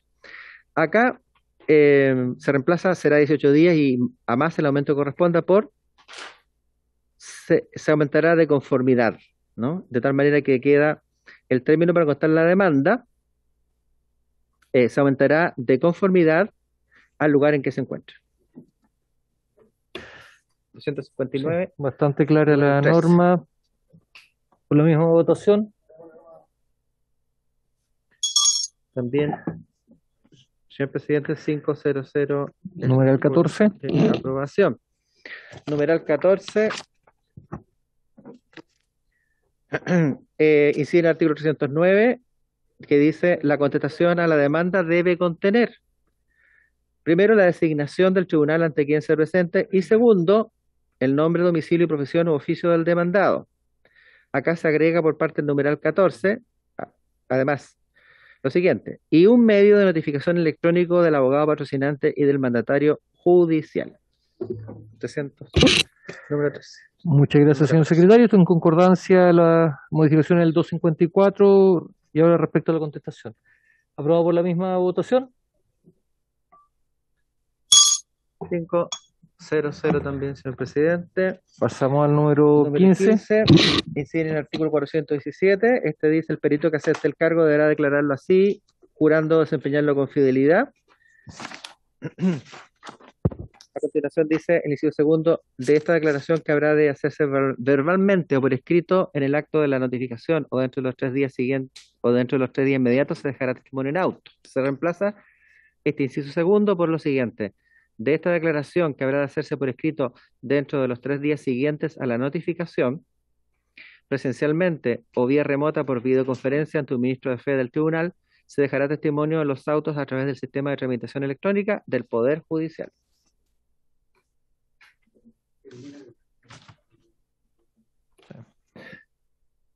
Ofrezco la palabra sobre el punto.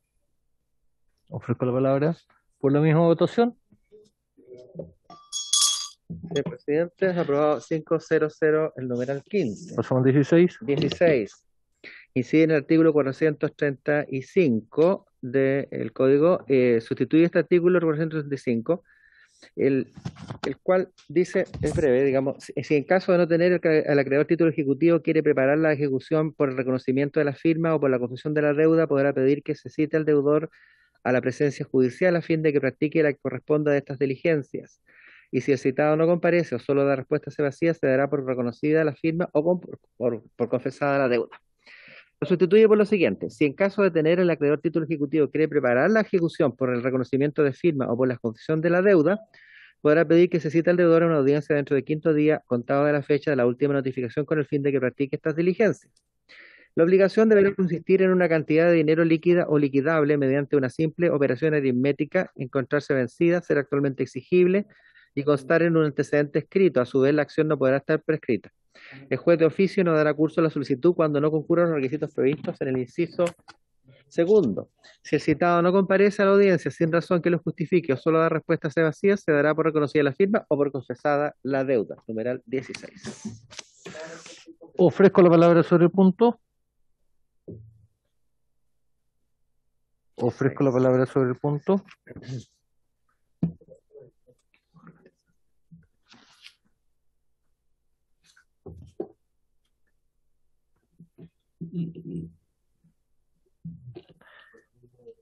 Por la misma votación. Sí, don Luciano Cruz que se bajó, no está. Sí. ¿Pero está don Jorge Alessandri? Aquí estamos. Sí, don Jorge Sí. está. Sí. Sí, justo. Por la misma votación. Bien. Señor presidente, 400, el numeral 16. Numeral 17. 17. Modifícase el artículo 400. Ahí está. 17. Modifícase el artículo 442 en el siguiente sentido. Vamos a ver. El artículo 442, en su texto vigente dice: el tribunal denegará la ejecución si el título presentado tiene más de 3 años contados desde que la obligación se haya hecho exigible, salvo que se compruebe la subsistencia de la acción ejecutiva por alguno de los medios que sirven para deducir esta acción en conformidad al artículo 434. Acá, el numeral 17 reemplaza la frase sobre el título presentado tiene más de 3 años, contado de que la obligación se haya hecho exigible por cuando la acción ejecutiva se encuentre prescrita. El tribunal denegará la ejecución cuando la ejecución ejecutiva se encuentre prescrita, salvo que se compruebe su subsistencia por alguno de los medios que sirven para deducir esta acción en conformidad al artículo 434, como queda con las modificaciones, señor presidente, numeral 17. Ofrezco la palabra sobre el punto. Ofrezco la palabra sobre el punto. Ministra Soledad Piñeiro. Presidente, gracias por la palabra. Los jueces civiles también observaron esta norma en el siguiente sentido. La actual normativa establece hechos relativamente objetivos que tiene que analizar el juez, que tiene que ver con el contar un plazo, desde que el título se hizo, desde la fecha en que se inicia la vigencia hasta 3 años. Pero cuando la declaración es, cuando la acción ejecutiva se encuentra prescrita, son varios otros elementos que pueden incidir en esa prescripción. Existe también el instituto de la suspensión y de la interrupción de la prescripción.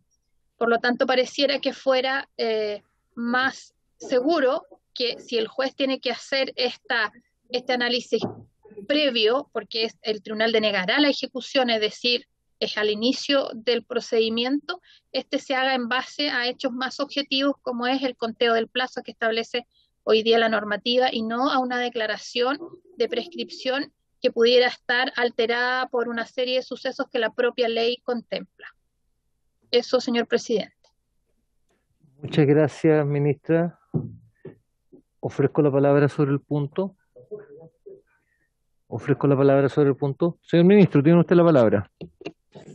Naranjo, si le parece, presidente. Adelante, señora Naranjo. Gracias, presidente. Lo que se busca con la modificación de este artículo 442 precisamente venía a zanjar una discusión jurisprudencial muy antigua, que es respecto al fondo cuál es el control liminar de la demanda ejecutiva que se puede llevar a cabo y si estos requisitos que se contemplan en el artículo 442 resultan aplicables también a las prescripciones de corto tiempo, es decir, aquellas que tienen menos de 3 años. Entonces, en la práctica lo que implica es que el tribunal va a poder declarar la inadmisibilidad de oficio de la demanda ejecutiva cuando el plazo de prescripción del título presentado a cobro sea de 1 año. Y esta modificación fue valorada favorablemente por la Corte Suprema porque precisamente destaca que viene a corregir la imprecisión en que incurre el artículo 442 del Código de Procedimiento Civil al permitirle al juez denegar la ejecución en títulos de corto plazo de prescripción. Gracias, presidente. Muchas gracias, señora Naranjo. Ofrezco la palabra sobre el punto. Ofrezco la palabra sobre el punto. En votación, señor secretario. Muy bien, señor presidente. En votación el numeral 17 del artículo 3. Señor Jorge Alessandri. A favor. A favor, don Luciano Cruzcoque. A favor.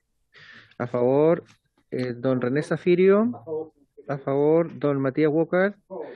A favor. Y don Marcos Levaca, presidente de la comisión. En contra. En contra, don Marcos. Tenemos 4-1-0, señor presidente. Pasamos al numeral 18. Numeral 18, modifica el artículo 459 del Código. Esta norma dice, si el deudor es requerido de pago en el lugar del asiento del tribunal, tendrá el término de 4 días útiles para ponerse a la ejecución. La propuesta en su literal B reemplaza en el lugar del asiento del tribunal por en el territorio jurisdiccional del tribunal en que se interpuso la demanda. Si el deudor es requerido de pago en el territorio jurisdiccional del tribunal en que se interpuso la demanda, tendrá el término de, ya no 4, sino que de 8 días útiles para ponerse a la ejecución. 8 días para ponerse a la ejecución. Eso es. Y finalmente, señor presidente, también hay una literal C que suprime el inciso segundo, que dice este requerimiento se empleará por 4 días, si el requerimiento se hace dentro del territorio jurisdiccional, lo cual ya no tiene sentido puesto que se ha aumentado 8. Ya. Muy bien, señor secretario. Esta norma me parece bastante interesante y congruente. Un plazo de 4 días era bastante exiguo. Un plazo de 8 días pareciera ser mucho más interesante y se termina con la discrecionalidad respecto al, o sea, con esta discriminación respecto al tribunal o al territorio del tribunal y el territorio jurisdiccional. Sí. Ofrezco la palabra sobre el punto. Ministra Piñero, ¿tiene usted la palabra pedida? Perdón, presidente, olvidé bajar la mano. Disculpe, ya, no pedí la palabra, disculpe. Ya. ¿Se entiende aprobado por unanimidad, señores diputados? Sí. Diputado Alessandri, ¿sí? Ya. Sí. Aprobado. 500, señor presidente, artículo 3, número 18. El numeral 19. Modifica el artículo 485. Esta norma vigente dice: los demás bienes no comprendidos en los 3 artículos anteriores se tasarán y venderán en remate público ante el tribunal que conoce la ejecución o ante el tribunal dentro de cuya jurisdicción estén situados los bienes, cuando así se resuelva solicitud de parte y por motivo fundado. Se incorpora acá, a continuación, la siguiente frase: con todo, cuando así lo disponga el tribunal por resolución fundada, el remate podrá verificarse en forma remota. Se incorpora un inciso segundo a esta norma que dice: corresponderá a la Corte Suprema regular mediante autoacordado la forma en que se realizarán los remates por vía remota, debiendo establecer mecanismos que aseguren la efectiva participación de quienes manifiestan su voluntad de comparecer de esa forma y que cumplan con los requisitos legales. Numeral 19. Muchas gracias, señor secretario. Ofrezco la palabra sobre el punto. Ofrezco la palabra sobre el punto. Votado. Ministra Piñero. Perdón, solamente, señor presidente, hacer presente que estimamos que la derivación a una regulación por medio de autoacordado implica de todas maneras eventualmente la limitación de derechos, por lo que pensamos que la regulación debiera de realizarse por la vía legal. Gracias. Muchas gracias, ministra. El señor ministro de Justicia. Sí, presidente, yo creo que aquí el sentido de que participe la Corte Suprema a través de un auto acordado no es para definir normas o materias que deben ser reguladas por ley. Efectivamente, el procedimiento del remate se encuentra regulado por ley. Sin embargo, la regulación operativa de estos remates online, que son una gran e importante innovación, van a ser hechas con todo el resguardo porque el tribunal deberá asegurar, como dice la norma, la efectiva participación de quienes manifiesten su voluntad de comparecer de esa forma y que cumplan con los requisitos legales. De manera que la inquietud, que la entiendo en una primera redacción de la ministra Piñero, está debidamente resguardada. Es solamente la regulación operativa de los remates online, por eso creemos que es mejor dejar esos detalles a la Corte Suprema a través de un auto acordado, porque por lo demás estos pueden ir cambiando a la medida que evolucione la tecnología. Gracias, presidente. Muchas gracias, ministro. ¿En votación? Bien, señor presidente, como se ha leído, ¿cierto?, el numeral 19 del artículo 3, don Jorge Alessandri. A favor. A favor. Don Luciano Cruzcoque. A favor, señor secretario. A favor. Don René Zafirio. Don Matías Walker. A favor. Y señor presidente. A favor. 400, señor presidente, el numeral 19. Pasamos al 20. Intercálase en el artículo 495, dice el numeral 20, el siguiente inciso segundo, nuevo. El inciso primero, artículo 495, dice el acta de remate de la clase de bienes a que se refiere el inciso segundo del artículo 1801 del Código Civil se extenderá en el registro del secretario que intervenga en la subasta y será firmada por el juez, el rematante y el secretario, y a esto se agrega por parte del numeral 20, en caso que el remate se verifique en forma remota, el acta deberá ser firmada por el adjudicatario mediante firma electrónica avanzada o en su defecto mediante firma electrónica simple. Muy bien. Ofrezco la palabra sobre el punto. Con la misma votación anterior. 400, señor presidente, es por de la votación. El numeral 21, agréganse en el artículo 497 los siguientes incisos. El artículo 497 dice, para los efectos de la inscripción no admitirá el concededor sino la escritura definitiva de compraventa.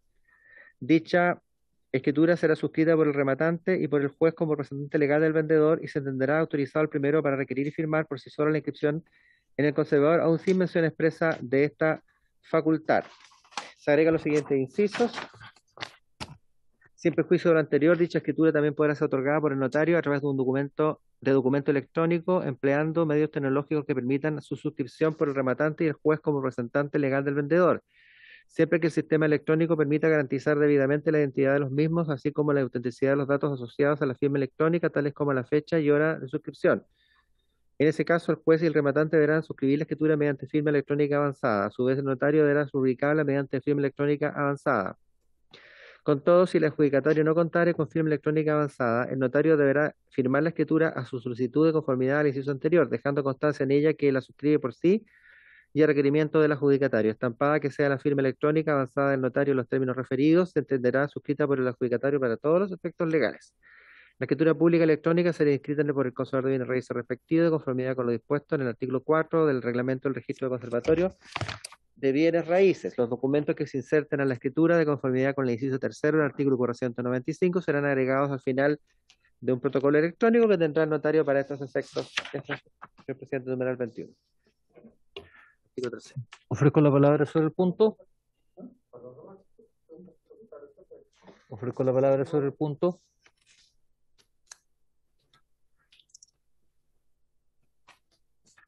Por la misma votación.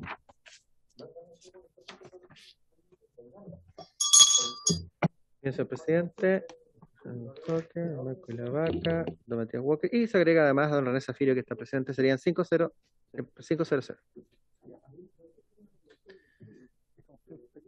Sí. Muchas gracias a todos los invitados. Avanzamos bastante en la tramitación de este importante proyecto de ley y por haberse cumplido el objeto de la sesión, esto se levanta.